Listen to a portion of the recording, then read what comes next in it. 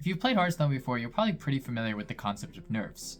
Every once in a while, there's some cards that are just a little too strong, and the dev team has to come along and make changes to them to make them a bit weaker. But what you might not be aware of are very slight changes or alterations to cards that send their competitive viability plummeting. Today, we're going to be talking about some of these very niche nerfs of cards. K9 is a card that used to see a ton of play in specifically Big Beast Hunter, as well as other smaller hunter decks like Aggro Hunter.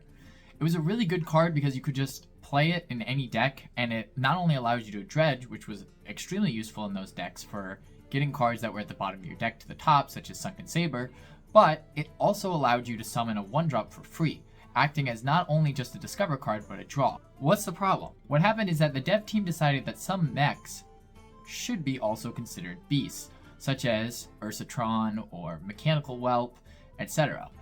Problem was, they also decided that K9 should be considered a beast on top of its mech typing. This was a big problem because it no longer could slot as easily into the big beast deck. Sunken Saber can summon any beast from your deck, and now it would have the possibility of summoning K9 from your deck. This just completely killed off the card, since most decks now were starting to run Selective Breeder, and this card would just ruin your chances of getting some of the cards that you wanted off of Selective Breeder. Basically, adding a beast typing onto K9 completely killed the card, and now you don't see it see play at all. The nerf to the Echo mechanic in Wild was done to nerf the viability of Mech Warper plus Snip Snap, which allowed you to play infinite copies, and the nerf to Echo basically just made it so that you could only an Echo copy cost down to 1. Also nerfed cards like Glinda Crowskin that had some combos, as well as the combo in Paladin with Sound the Bells and Zephyrus to get you Sorcerer's Apprentice, allowing you to make them basically free. However, here is the really niche nerf that actually also was an effect of the Echo nerf. And that was to a card, Unstable Evolution. Now, Unstable Evolution, there really was no way to make the second copies cost 1 less. So it was basically just a 1-mana evolve that you could use multiple times in a turn. However, there was a possibility, a very slight one, that you could get as your 2-drop Sorcerer's Apprentice, which would now allow you to infinitely evolve the rest of your board up to a 10-drop for free. And that was really good. But it was only like a 1 in 100, but if you got that 1 in 100, you just immediately won the game with Unstable Evolution and Sorcerer's Apprentice, sometimes as early as turn 2 or 3. And so, while the nerf to Echo may not have been targeted at Unstable Evolution, it did completely nerf the ability of that card to give you a 1 in 100 insta-win the game. Sometimes nerfs, though, happen because there's a bug in the game, or a bug gets fixed in the game, and that leads to unintended consequences. I'm not sure which of the two it is in this case because it was never clarified, but the card Haunting Nightmare used to see a lot of play in Undead Priest. That was because its Death Rattle allowed you to haunt a card in your hand, and it was extremely powerful tempo. The thing was, the way the card used to work when it saw play was that if it haunted the same card more than once, you summoned up to that many 4/3s, however many times it haunted the same card. And there were a lot of times where you would have triggered that Death Rattle multiple times, either because you played 2, or because you had it reborn with Undying Allies, or you just summoned extra copies of it with High Priest Balthazet? The thing was, you could multiple times get the same curse on the same card. But all of a sudden, out of nowhere, and it wasn't ever mentioned or talked about, Haunting Nightmare's effect stopped being able to do that. If it haunted a card in your hand more than once and you played that card, you would only get 1 4/3. This was a huge nerf, actually, because it just meant you never wanted to stack the Death Rattle because you just had the chance of not triggering it an extra time. It was awful, and Undead Priest completely stopped playing Haunting Nightmare, which is really sad because it's probably one of my favorite cards. Both the artwork for the card is really cool, as well as the effect is one of the coolest cards. It was really strong in the deck, but it wasn't consistent anymore. All of a sudden, you would haunt the same card twice, and then you just get 1 4/3, and it was like I wasted my Death Rattle. Really sad nerf overall, but I'm not sure if it was intended, or if the original effect was a bug and they fixed that, or if there's a bug now.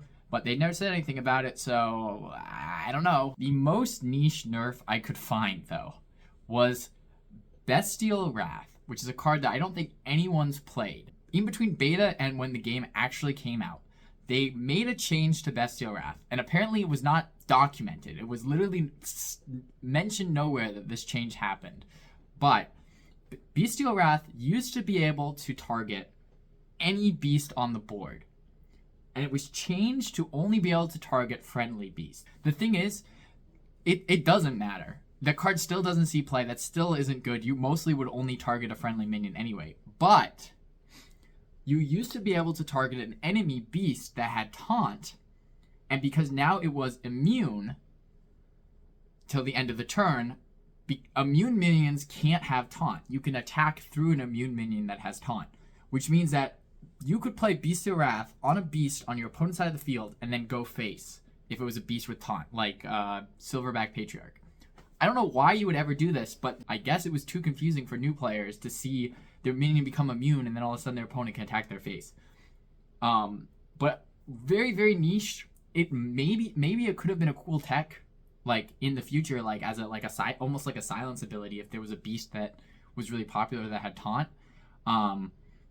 And like you could use it, then you had like two things you could do with it, but obviously the card never saw play. It's not a good card. Really silly nerf, but pretty cool. The last one I want to talk about is a change that had a lot of people very upset when it came out.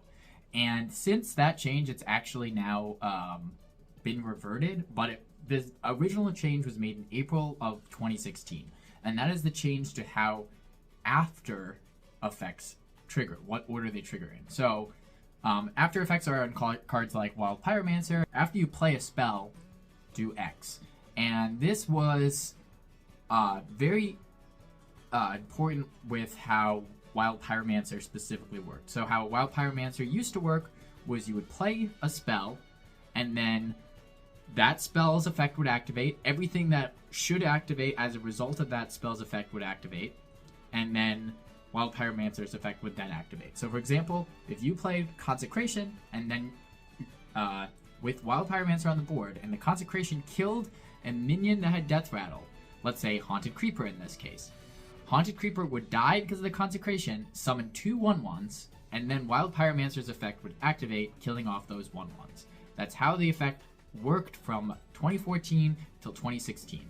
Then it was changed, and that interaction no longer worked. Now, Wild Pyromancer would instead deal 1 damage to the dead Haunted Creeper, the one that already was killed by Consecration.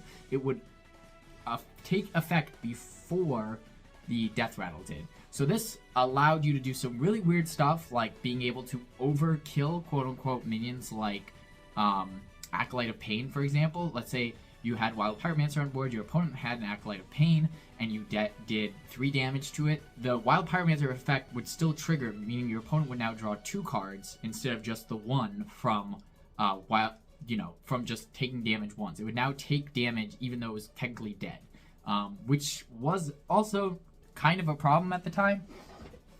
But overall, people at the time saw this as a nerf because Wild Pyromancer, especially in Wild, needed to be able to kill that Haunted Creeper in those situations as well as other Death Rattle minions, and now it couldn't do that. It caused a lot of problems. I went down that whole rabbit hole of reading into it, and then it turns out that's not how Wild Pyromancer works anymore, because then in October of 2017, they changed it back to the way it originally was. So now, if you try to do any of these things, Wild Pyromancer will in fact wait until everything has resolved from the effect of that spell. That means that if your spell kills Wild Pyromancer, it's no longer going to trigger its after effect, which it used to. You could actually play cards that did damage to every minion on board, like Excavated Evil and Priest, and Wild Pyromancer would still proc off of that. Oopsie, as I was starting to edit this video, I realized that what I said about Wild Pyromancer was kind of wrong. True that it got reverted, but one of the changes was reverted a lot sooner because it was actually a bug. It wasn't intended, and that was the fact that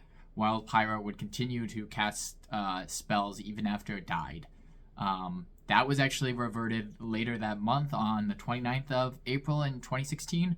So Wild Pyro only had that effect for a very, very short period of time. But the rest of the changes that I talked about with Wild Pyro, they were intentional and they were kept on the card for a year and a half. It was just that one change that was a bug. It wasn't supposed to. It was supposed to actually die after you cast a spell that killed it and not trigger.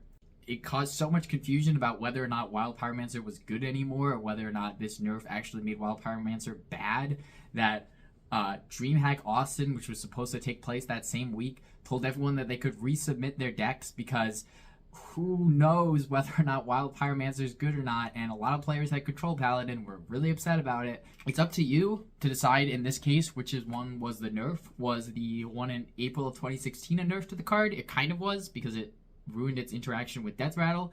Or is it a buff? You can also say that bringing it back to the way it was made it worse. So maybe the 2017 change to that card was the nerf. But either way, very interesting changes. Wild Pyromancer, probably the card that got affected the most by it because of its unique effect.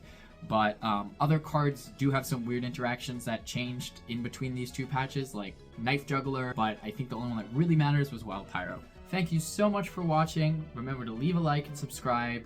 If you want more videos like this that are a little more off the cuff, let me know in the comments. I am planning on making a full-length documentary style video like I did with the King Crush about a card that actually came up while I was making this video. I was planning on making this video, and one of the cards, the story around it was so crazy I decided I'm just going to make a full video about it. So we'll see. That should come out in, maybe it'll take me a month or two, because I'm really slow with that type of editing, but it's going to be like 30 minutes long. It should be really good. I'm already excited about making it. But this one, yeah, was more kind of off the cuff. I just wanted to talk about some of these cards. I thought they were really fun. So yeah, if you like this style of video, let me know. I definitely would be interested in making more. But in the meantime, everybody have a good day.